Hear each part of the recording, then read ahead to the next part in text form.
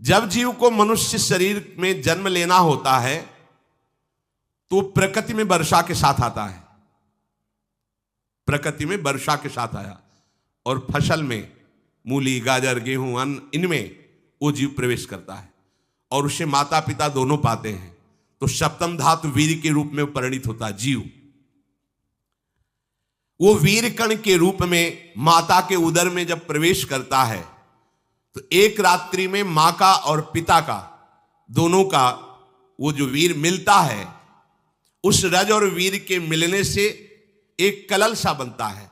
5 रात्रि व्यतीत होने के बाद एक बुदबुदा सा बनता है। 10 रात्रि व्यतीत होने के बाद एक बेर की सी आकृति होती है। फिर उसके बाद उसमें धीरे धीरे मांसपेशियां बढ़ने लगती हैं।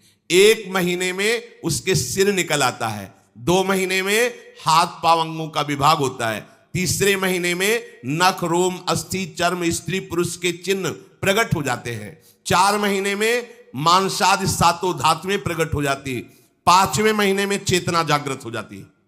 जैसे अपने चेतना, ऐसे 5वें महीने में गर्भस्थ शिशु की चेतना जागृत हो गई। जीव है पर चेतना 5 महीने बाद मां के गर्भ में जागृत। अब उसे भूख लगती है, प्यास लगती है, वहां की तापमयी जलन, पीड़ा, छोटे छोटे कीड़ों के द्वारा काटना, 6ठे मास में झिल्ली से लपटा हुआ मां की दाहिनी कोख में कीड़े की तरह तड़पता है। उस समय माता को कड़वे और खट्टे पानी की लालसा होती है, जिससे उसके अंगों में जाकर भयंकर जलन होती है। यह है भोग। वो कृमि कीड़े की तरह तड़पता है।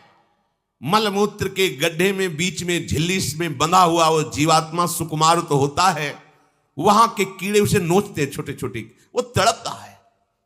माता प्रसन्न होती कि जब बच्चा हिलता है बोले है, उसकी दुर्गति हो रही, वहां भयंकर कष्ट पा रहा है।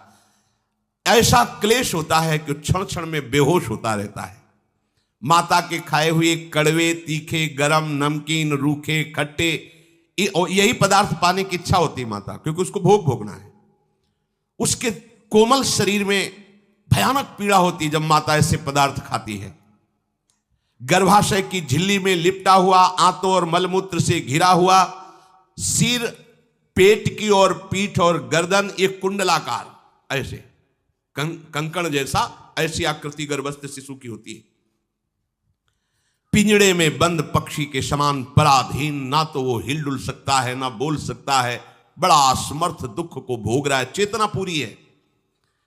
इसी समय भगवान द्रवित होकर उसे ज्ञान देते हैं, गर्भस्थ शिशु को, सबको।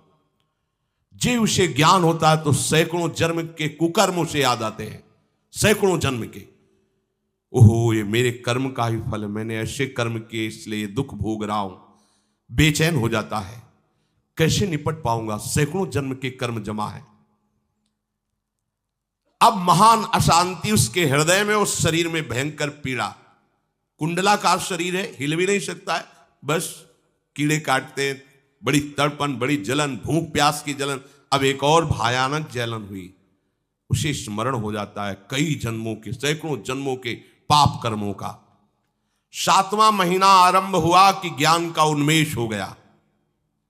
अब प्रसूति वायु उसे चला रही है, तड़पता है वो।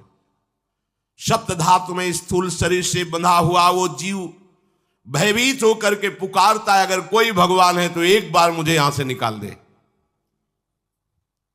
वो विनय करता है भगवान से,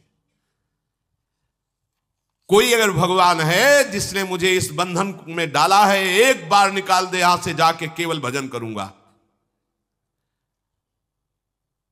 जीव कहता, जंतुरुवाच तस्योपशन्नमवितुम जगदिच्छयात् नाना तनोर्भुवि चलच्चरणारविंदम सोहम ब्रजामि शरणम रकुतो भयम में येने दृशी गतिरदर्श सतोनुरूपा। हे प्रभु, मैं बड़ा अधम हूं। ये ज्ञान भगवान की तरफ से गर्भस्थ शिशु को होता है। देखो, स्वयं वो इतना कष्ट पा रहा है, फिर जब आप गर्भ हत्या करते हैं तो आपका पाप कितना बड़ा होगा सोचो। सब माताओं से विनय है, संयम से रहो, सावधान रहो। ये हत्या ऐसी नहीं कि तुम्हारे दान पुण्य से क्षमा हो जाएगी। ये जो भ्रूण हत्या है, गर्भ हत्या है, बहुत बड़ा पाप है। आप लोग अज्ञान के कारण इसको ध्यान नहीं देते, इसे खिलवाड़ समझते हो। कितना ज्ञान है। बेटी ही मां है, बेटी ही बहन है, बेटी ही पत्नी बनती है, बेटी ही किसी के जीवन को धारण करने वाली बनती है। और आपने गर्भ में देख लिया बेटी है, तुम स्वयं मां होकर उसका साथ दे रहे हो, उसका नष्ट करने के लिए। हमारी तो बात ही समझ में नहीं आती, क्या बुद्धि भ्रष्ट हो गई। अगर पुरुष का इतना महत्व है तो बेटियां ना हो तो तुम्हारी कौन सी गति होगी, सोचो जरा। जीना मुश्किल हो जाएगा तुम्हारा। तुम पुरुष किस काम के रह जाओगे। तुम्हारा अर्धांग काट दिया जाए तो तुम कैसे होगे। ये स्त्री स्वरूप अर्धांग है। जिस घर में एक मां बहन नहीं है, स्त्री स्वरूप नहीं, श्मशान जैसा वो होता है। ध्यान दीजिए, ये बहुत बड़ी गलती है जो अपनी बेटियों की हत्या करते हैं। ये वो पाप है जो अक्षम्य अपराध है। स्त्री हत्या करना शास्त्रों में बहुत बड़ा पाप कहा गया है। फिर वो तो बच्चा है, बिल्कुल नहीं। जिनसे हो गया है, श्रीमद् भागवत का सप्ताह मूल संस्कृत से सुनो और भगवान से प्रायश्चित प्रार्थना करो कि हे नाथ, भूल से गलती हो गई, दूसरा कोई उपाय नहीं। ध्यान से समझ लीजिए, तुम्हारे भ्रूण हत्या गर्भ हत्या के पाप को नष्ट करने में एकमात्र श्रीमद् भागवत समर्थ है, दूसरा कोई नहीं। कोई दान पुण्य तीर्थ स्नान तुम्हें क्षमा नहीं कर पाएगा। यह ऐसा महापाप है। अगर हृदय में जलन करके और मूल संस्कृत के द्वारा पूरी 7 दिन में भागवत श्रवण की जाए नियम से, तो भागवत समर्थ है, इस हत्या के पाप से भी आपको मुक्त कर देगी। जिनके ऐसे हत्या हो गई हो करवा लो, नहीं तो बुद्धि आगे भ्रष्ट करके तुम्हें हरि गुरु से विमुख कर देगा। ये पाप ऐसा नहीं कि तुम्हें 2-4 माला घुमाने से क्षमा हो जाएगा। ये महत अपराध है। सबकी समझ में नहीं आता, समझ जाओ, नहीं तो आप जहां भी हो वहीं से भ्रष्ट कर देगा। यह अपराध नष्ट नहीं होगा, श्रीमद् भागवत की कृपा से नष्ट हो जाएगा। यह हमें बहुत विश्वास है। श्रीमद् भागवत सप्ताह की यह है ही महामहिम। प्रेत योनि को प्राप्त धुंधकारी को सीधे भगवत पार्षद स्वरूप देकर परम पद में आरूढ़ कर दिया। केवल 7 दिन की मूल संस्कृत एक भी श्लोक नहीं छूटना चाहिए। अगर सप्ताहिकी का पारायण हो तो इस भ्रूण हत्या गर्भ हत्या से भी निवृत्ति मिल जाए। अब वो जीव भगवान को पुकारता है, मैं बड़ा नीच अधम हूं। आहा, भगवान आपने जो मुझे गति दिखाई है तो मेरे कर्म के अनुसार ही है, आपका इसमें कोई दोष नहीं। हम लोग जब कष्ट भुगते तो भगवान से कहते हैं हमने तुम्हारा क्या बिगाड़ा। भगवान ने नहीं बिगाड़ा, तू खुद देख क्या बिगाड़ लिया अपना। करो पाप आचरण। अब देखो, हमने तो जीवन में कोई पाप नहीं किया और कितने गर्भ हत्या की है, कितनी खिलवाड़ समझे हो। ये बिल्कुल भयावह चीज है। आप लोगों को नहीं, हम बार बार इसीलिए कह रहे कि भयावह वस्तु है, तुम्हें बहुत ऊंचाई से घसीट के भ्रष्ट कर देगी।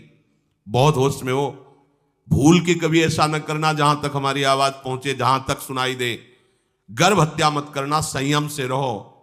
इस तरह का व्यवहार मत करो कि तुम्हारा मनुष्य जन्म ही व्यर्थ चला जाए। इसमें तीनों को बराबर दंड मिलेगा। गर्भ हत्या कराने वाला, गर्भ हत्या की प्रेरणा देने वाला और गर्भ हत्या में सहयोग देने वाला। जो औषधि डॉक्टर या जो भी, तीनों को दुर्गति होगी। माता पिता प्रेरक और कर्ता। ऐसा नहीं कि आप डॉक्टर हो तो आपको गर्भ हत्या करने का अधिकार नहीं। आप डॉक्टर हो दूसरे के शरीर को स्वस्थ करके निरोग करने के लिए, हत्या करने के लिए नहीं। कोई भी हमारा संविधान ऐसा आदेश नहीं करता कि आप गर्भ हत्या कर दो। ना भागवतिक और ना भारतीय संविधान ऐसा संविधान आदेश नहीं करता। अब वो जीव कह रहा है कि प्रभु मेरे योग्य ही है, आपने जो मुझे दंड दिया है। मैंने सुना है कि आपकी शरण में जो आता है आप उसकी रक्षा कर लेते हैं। आपकी जो शरण में हो जाता है वो इस भूमि पर, भारत भूमि पर, विश्व पर निर्भय विचरण करता है। कोई उसे भय नहीं प्रदान कर सकता। प्रभु, मैं इस माता के उदर में माया का रहस्य न जानने के कारण ऐसे कर्म किए कि मैं आ गया हूं। बहुत दुख पा रहा हूं। हे निर्विकार अखंड बोध स्वरूप परमात्मा, मैं बार बार नमस्कार करता हूं। प्रभु, मेरे ऊपर कृपा कर दो, एक बार इस गर्भ से निकाल दो। मैं यहां से बाहर जाकर आपका निरंतर भजन करूंगा। ये वादा करके आए हम प्रभु से। सब प्रभु ने करुणा करके हमें चांस दिया है, मनुष्य शरीर। प्रभु मैं बहुत जन्मों से इस समय स्मृति आ रही, देख रहा हूं कर्मों में भटकता रहा आपसे विमुख होकर के।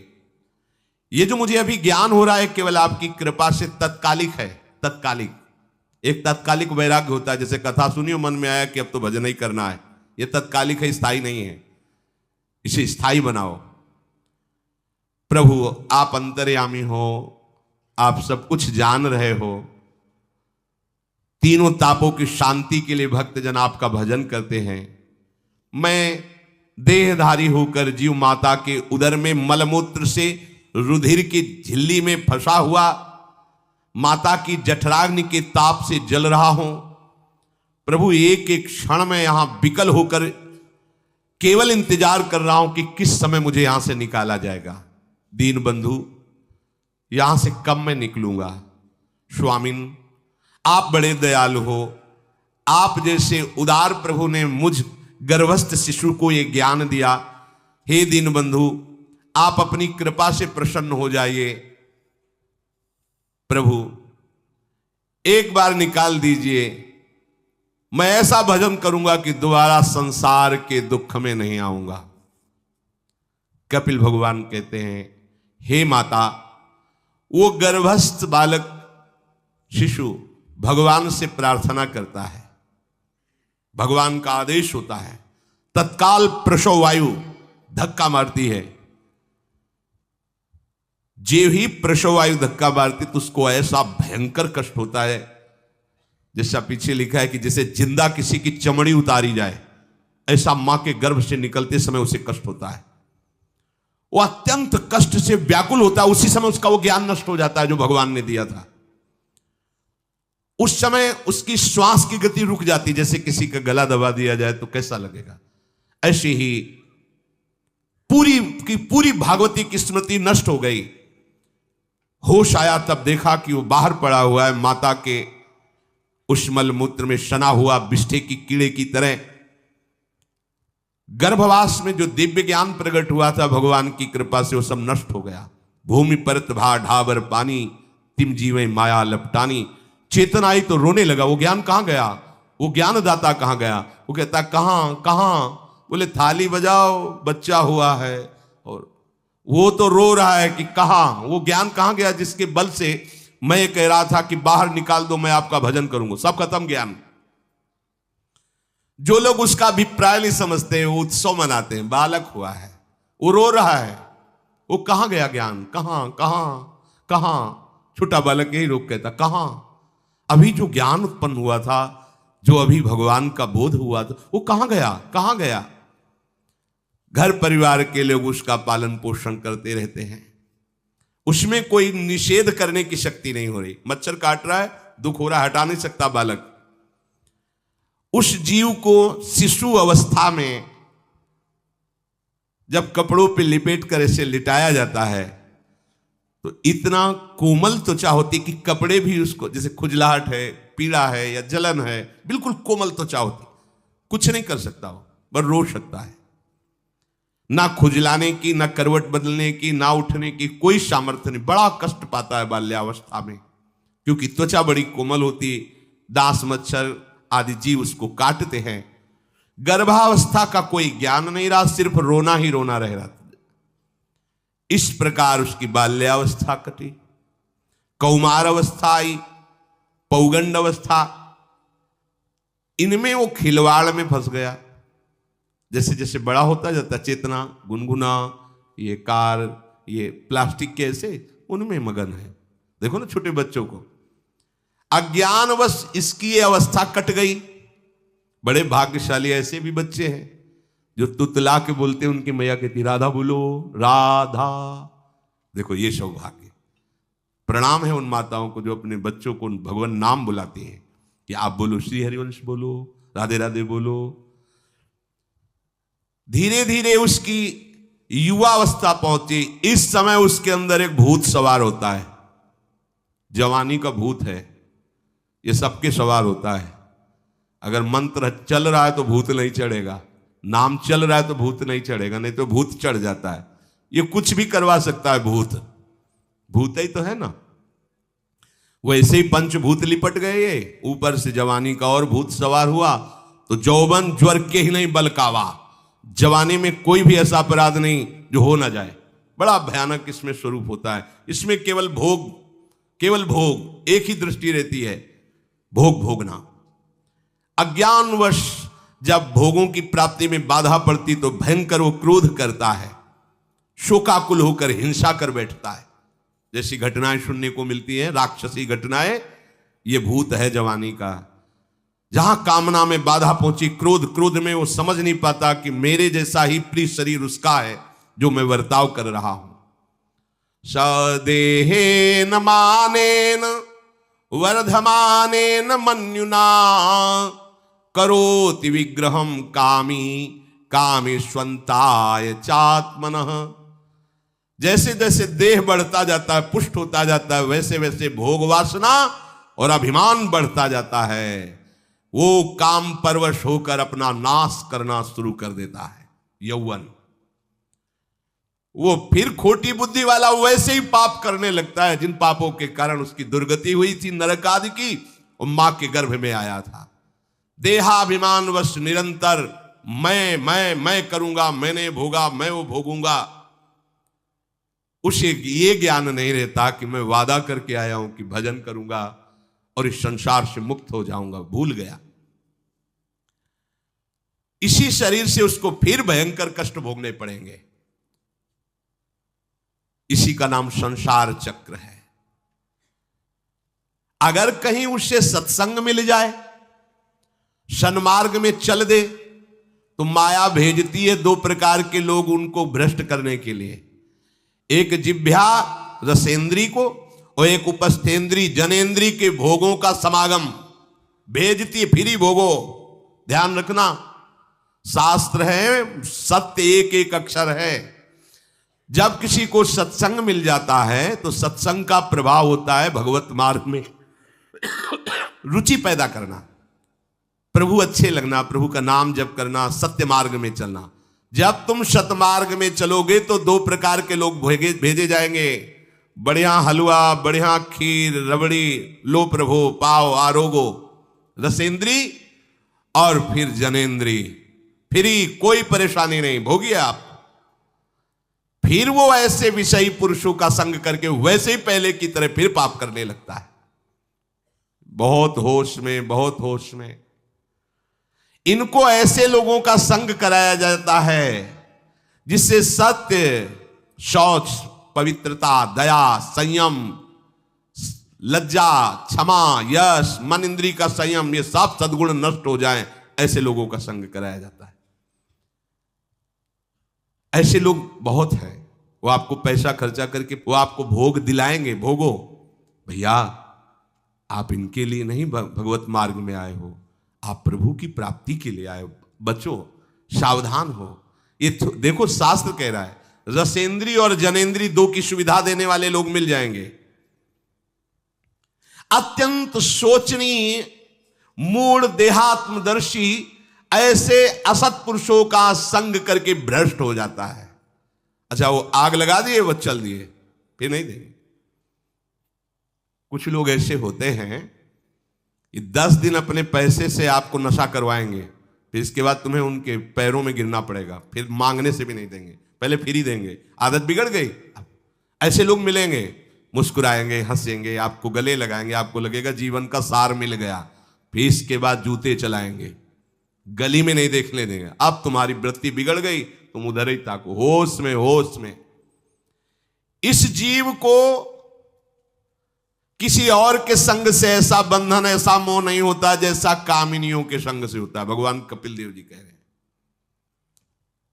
न तथास्य भवेन मोहो बंधश्चान्य प्रसंगतः योषित संज्ञाद यथा पुरुषो यथा तत्संग संगता। कामी पुरुषों का, कामिनियों का संग जैसा परमार्थ भ्रष्ट करता है वैसा और किसी से नहीं हो सकता। इसलिए तुम इतना अपने को मत साधक समझ लो कि हमारा कौन बिगाड़ सकता है। उदाहरण में दे रहे हैं, प्रजापति स्वाम दुहितरम दृष्ट्वा तद्रूप धर्षितः रोहित भूताम शोनवधा वदृक्ष रूपी हतत्रपहा।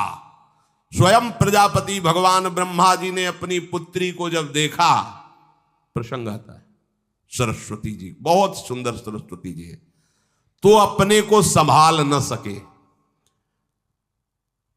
उनके रूप लावण्य और यौवन के स्वरूप को देखकर भगवान ब्रह्मा जी आकर्षित हो गए। इसलिए दूसरों की तो बात ही क्या है, हम सब ब्रह्मा के ही बनाए हुए हैं, वो आकर्षित हो गए। इसलिए बलम में पश्चिमाया स्त्री मैया जैनो दिशाम या करोति पदाक्रांतान भूर्विजंभेण केवलम। हे माता, मेरी माया का बल देखो, जो अपने पैरों से विश्व को कुचल सकते हैं, ऐसे दिग्विजयों को अपने पैरों के नीचे कुचल दे, वो मेरी माया है। देखो, बलम में पश्चिमाया स्त्री मैया जैनो दिशाम, जो 10 दिशाओं पर विजय प्राप्त कर सकते, उनको भी घुटने टिकवा दे, ये मेरी माया है। संगम न कुर्यात् प्रमदा सुजातु योगस्य पारम परमारुरुक्षु मत्सेवया प्रतिलब्धात्म लाभो वदन्ति या निरय द्वारमस्य। श्री भगवान कह रहे हैं, अहो मेरी इस माया का बल देखो। इसलिए जो मेरे को प्राप्त करना चाहता है, योगारूढ़ होना चाहता है, भजन में आगे उन्नति चाहता है, उसे चाहिए जो तुम्हें भ्रष्ट करने के लिए इशारे करे, चाहे स्त्री हो चाहे पुरुष, तजिए ताहि कोटि बैरिशम यद्यप परम सने। वो मित्र नहीं, वो माया के द्वारा भेजा हुआ दूत है। चाहे कोई भी हो, होश में तुम समझते हो कि बाजी जीत गए, भाग्य खुल गए, तरस रहे थे भोगों के लिए, मिल गए भोग। अरे नारकी गतियों से बचने के लिए तुम्हें अवसर मिला था, फिर नरक जा रहे हो। तुम समझते हो कि इसको भोग ले तो सुखी हो जाए, उसको जो भोग रहा है वो समझता है उसको भोग ले तो सुखी हो जाए, उसको पूरी सृष्टि इसी भ्रम में फंसी हुई है। होश में हो जाओ। जो परम पद चाहता है, भजन करना चाहता है, ठीक से मार्ग में चलना चाहता है, उसे शब्द भगवान के याद कर लेने चाहिए। चाहे वो स्त्री हो चाहे पुरुष, जो तुम्हें गंदी बातें सिखाए, गंदी बातें दिखाए, गंदी बातें करने के लिए प्रोत्साहन दे, जाके संग कुमति मति उपजय करत भजन में भंग तजोरे मन हरि विमुखन को संग। गृहस्थ हो तो धर्म के अनुसार अपनी पत्नी मात्र में सीमित रहो। ये उद्दंडता तुम्हारा नाश कर देगी। ये जो आज नई रीतियां चल रही हैं, ये भगवान ब्रह्मा जी ने अपने पुत्रों को बुलाया। चारों युग ये पुत्र हैं भगवान ब्रह्मा के, सतयुग, त्रेता, द्वापर, कलयुग। सतयुग से कहा, भाई हमने रचा है नरक, तुम्हारा स्वभाव सत्य में स्थित होना है, इसलिए हमारी आज्ञा का पालन करो कि नरक खाली भी नहीं रहना चाहिए। तो उनका पिताश्री, जब हमारा स्वभाव आपने ही रचा है तो मेरे राज्य में कोई नरक जाए, भूल चूक से किसी को नरक नहीं जाने देंगे। त्रेता से कहा तो उन्होंने कहा कोशिश करेंगे अपने बड़े भाई का अनुगमन करने की। द्वापर से कहा तो उन्होंने कहा कोशिश करेंगे आपकी आज्ञा का पालन करने की। समझना। लेकिन जब कलयुग आया तो मुस्कुरा के बोला, पिताश्री जैसे बड़े भैया ने कहा मेरे राज्य में कोई नरक मेरी जानकारी में नहीं जा पाएगा, ऐसे ही मेरे राज्य में कोई स्वर्ग या परम पद मेरी जानकारी में नहीं जा पाएगा। मैं सीधे हाउसफुल करूंगा नरक। देख लो ना, शराब पीना, व्यभिचार करना, जुआ खेलना, चोरी करना, हिंसा करना, इसके प्रधान स्थान है। ब्रह्मा जी से कहा आप चिंता मत करो, जैसे बड़े भैया कहते हैं कि हमारे राज्य में कोई नरक नहीं जाएगा, ऐसे हम आपको वचन देते हैं। अगर हमारी दृष्टि पड़ी तो न स्वर्ग जाने देंगे न परम पद में जाने देंगे। तभी महाप्रभु कहते पाए जान जगत में सब जन कपटी कुटिल कलयुगी टंचू। कलयुग ने सबको देख रखा है, सबको अधीन कर रखा है। अगर बच सकते हो तो एक हरिनाम है, राधा नाम है, जो कलयुग का प्रभाव नहीं पड़ने देगा। इसलिए होश में, चाहे वो पुरुष हो या स्त्री हो, रिश्तेदार हो, नातेदार हो, कोई हो, जिसके संग से भोग वासना बढ़े, भगवत विमुक्ता हो, दूरी बना लो, तत्काल दूरी बना लो। वो मित्र नहीं, वो भारी दुश्मन है, जो तुम्हें फिर वही दुर्गति में ले जाएगा जो गर्भ में वादा किया वो नहीं कर पाओगे।